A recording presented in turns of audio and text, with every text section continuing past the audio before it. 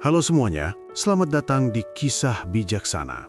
Kali ini kita akan berbagi sebuah cerita sederhana namun penuh makna.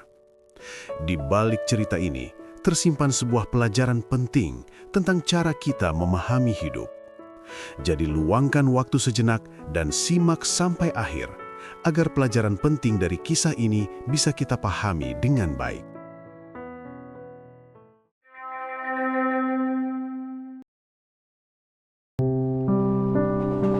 Suatu ketika, di sebuah malam musim gugur yang dingin, sebuah kereta malam melaju dari Munich menuju Praha.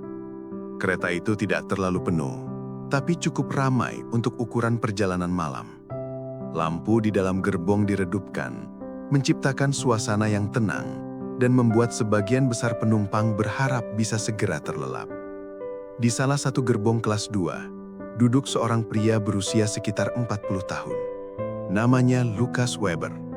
Rambutnya sedikit berantakan, jaket coklat tuanya tampak sudah sering dipakai, dan matanya terlihat lelah, seperti seseorang yang sudah lama tidak tidur nyenyak. Di dekatnya, ada dua anak kecil, seorang anak laki-laki dan seorang anak perempuan. Yang laki-laki bernama Jonas, sekitar 7 tahun. Yang perempuan bernama Emilia, 5 tahun. Berbeda dengan penumpang lain yang berusaha diam dan beristirahat, kedua anak ini justru penuh energi. Mereka berlari kecil di lorong gerbong, kadang saling kejar, kadang tertawa keras, kadang meloncat ke atas kursi kosong. Sesekali mereka bertengkar karena hal sepele, siapa yang duluan duduk, siapa yang menyentuh tas siapa. Lalu beberapa menit kemudian, tertawa lagi, seolah tidak pernah terjadi apa-apa. Setiap kali mereka berlari terlalu jauh, Jonas atau Emilia akan menoleh ke arah ayah mereka. Dan setiap kali itu juga, Lukas hanya tersenyum pelan. Senyum yang hangat, senyum yang tenang, senyum yang seolah berkata, tidak apa-apa. Setelah itu, anak-anak kembali bermain. Namun tidak semua orang di gerbong merasakan hal yang sama. Beberapa penumpang mulai gelisah. Ada pasangan lansia yang saling bertukar pandang dengan wajah kesal. Ada seorang mahasiswa yang mencoba tidur sambil mengenakan headphone, tapi tetap terbangun setiap kali anak-anak berlari. Ada pula seorang pria paruh baya bernama Herr Martin, duduk beberapa kursi dari Lukas, yang sejak tadi terlihat semakin tidak sabar. Jam menunjukkan hampir pukul 10 malam. Kereta malam adalah tempat orang berharap bisa beristirahat. Dan dua anak kecil yang berlarian jelas mengganggu ketenangan. Herr Martin menghela napas panjang. Awalnya ia mencoba menahan diri. Ia menatap jendela, menutup mata, membuka ponsel, lalu menutupnya lagi. Namun ketika Jonas hampir menabrak lututnya, kesabarannya pun habis. Ia berdiri sedikit dari kursinya dan berkata dengan suara yang cukup keras, agar terdengar oleh satu gerbong. Permisi, maaf, tapi apa Anda tidak bisa menegur anak-anak Anda? Lukas mengangkat kepala. Tatapan mereka bertemu. Herr Martin melanjutkan, nadanya tajam tapi masih terkendali. Ini sudah malam, semua orang ingin istirahat. Anak-anak Anda berlarian ke sana kemari, berteriak, meloncat di kursi, dan Anda hanya tersenyum? Beberapa penumpang lain mulai memperhatikan. Ada yang mengangguk setuju. Ada yang diam tapi jelas mendukung. Lukas tidak langsung menjawab. Ia memandang ke arah Jonas dan Emilia yang saat itu sedang tertawa kecil sambil berbisik, seolah sedang merencanakan permainan berikutnya. Lalu Lukas kembali menatap Herr Martin. Dengan suara pelan dan sopan, ia berkata, "Saya memang ayah mereka, dan justru karena itu, saya benar-benar tidak tahu harus mulai dari mana." Herr Martin tampak sedikit bingung. "Maksud Anda?" Lukas menarik napas dalam-dalam. Ia melirik kembali ke arah anak-anaknya. Jonas sedang berusaha memanjat kursi, sementara Emilia tertawa melihat kakaknya hampir terpleset. Lukas tersenyum kecil. Senyum yang kali ini terlihat penuh kesedihan. Dan di titik inilah suasana cerita mulai berubah. Perlahan, tanpa suara. Kesedihan dan kepiluan yang selama ini terpendam akhirnya keluar juga. Air mata terlihat menggenang di sudut mata Lukas saat ia akhirnya mulai menjelaskan. Lukas masih duduk di tempatnya. Kereta terus melaju. Roda besi beradu dengan rel, menciptakan suara ritmis yang biasanya menenangkan. Tapi malam itu terdengar berat. Ia kembali menatap Herr Martin, lalu berkata pelan, "Kami baru saja kembali dari rumah sakit." Herr Martin terdiam. Beberapa penumpang lain mulai lebih serius memperhatikan.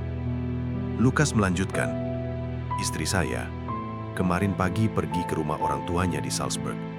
Ada kecelakaan di jalan tol." Ia berhenti sejenak, bukan karena ingin dramatis, tapi karena kata-kata itu memang tidak mudah diucapkan. Dia tidak selamat. Tidak ada suara di gerbong, tidak ada yang bergerak.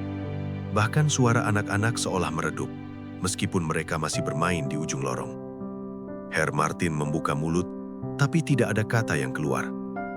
Lukas menunduk sebentar, lalu melanjutkan dengan suara yang masih tenang, tapi jelas bergetar. "Saya sedang membawa anak-anak ini ke sana.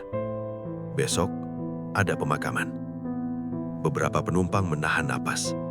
Ada yang menutup mulut dengan tangan. Ada yang menatap lantai. Lukas mengusap wajahnya perlahan. Mereka belum tahu. Dan saya belum menemukan cara untuk memberitahu mereka. Ia menoleh ke arah Jonas dan Emilia. Jonas kini sedang duduk di lantai, memainkan mobil-mobilan kecil. Emilia bersandar di kursi sambil bernyanyi pelan, lagu anak-anak yang sederhana dan ceria. Lukas menatap mereka dengan mata penuh kasih. Bagi mereka, katanya, ini mungkin malam terakhir mereka tertawa, tanpa tahu apa yang akan berubah selamanya. Tidak ada lagi yang berani mengeluh. Anak-anak yang tadi dianggap mengganggu, kini terlihat sangat kecil, sangat polos, dan sangat rapuh. Gerakan mereka yang berlari-lari, kini tampak seperti cara mereka menikmati hidup, tanpa tahu bahwa besok dunia mereka akan runtuh. Herr Martin akhirnya berbicara, suaranya lirih. Saya minta maaf." Lukas mengangguk pelan. Tidak ada amarah di wajahnya, hanya kelelahan yang dalam. Salah satu penumpang wanita bangkit dari kursinya, mendekati Jonas dan Emilia, lalu berkata lembut, "Mau permen?" Anak-anak itu tersenyum dan mengangguk. Penumpang lain ikut membantu. Ada yang mengajak mereka duduk dan menggambar. Ada yang berbicara pelan agar mereka tidak berlarian lagi, bukan karena kesal, tapi karena ingin melindungi. Tanpa disadari, satu gerbong yang tadinya penuh kejengkelan berubah menjadi ruang penuh empati. Lukas duduk diam. Untuk pertama kalinya malam itu, ia tidak sendirian. Ia tidak lagi dipandang sebagai ayah yang ceroboh. Ia dipandang sebagai seorang pria yang baru kehilangan separuh hidupnya dan masih harus kuat demi dua anak kecil yang belum mengerti apa-apa. Kereta terus melaju menembus gelap malam. Anak-anak akhirnya tertidur di kursi, bersandar satu sama lain. Wajah mereka damai. Lukas menyelimuti mereka dengan jaketnya sendiri. Dan di dalam gerbong itu, semua orang belajar satu hal penting malam itu. Kita sering menilai orang hanya dari apa yang kita lihat, tanpa tahu beban apa yang sedang mereka pikul, tanpa tahu luka apa yang sedang mereka sembunyikan. Tidak ada orang yang sepenuhnya bodoh, tidak ada orang yang sepenuhnya bijak. Yang ada hanyalah persepsi yang belum lengkap. Teman-teman, seringkali kita terlalu cepat menilai. Kita hanya melihat satu potongan kecil dari hidup seseorang, lalu merasa sudah tahu segalanya tentang dia. Padahal kita melihat penampilan, tapi tidak melihat perjuangan. Kita mendengar ucapan, tapi tidak mendengar isi hati. Kita menilai tindakan, tapi tidak tahu sebab di baliknya. Jadi, janganlah kita terlalu mudah menyimpulkan, sebab tidak semua kita lihat dan dengar. Maka dari itu teman-teman, daripada kita menjadi orang yang menyebalkan karena sok tahu, mending kita menjadi orang yang lebih berempati dengan mencoba lebih mengerti. Sekian kisah kali ini. Jangan lupa like, subscribe, dan tinggalkan komentar kalian tentang kisah kali ini. Terima kasih sudah menonton sampai akhir, dan sampai jumpa di kisah berikutnya.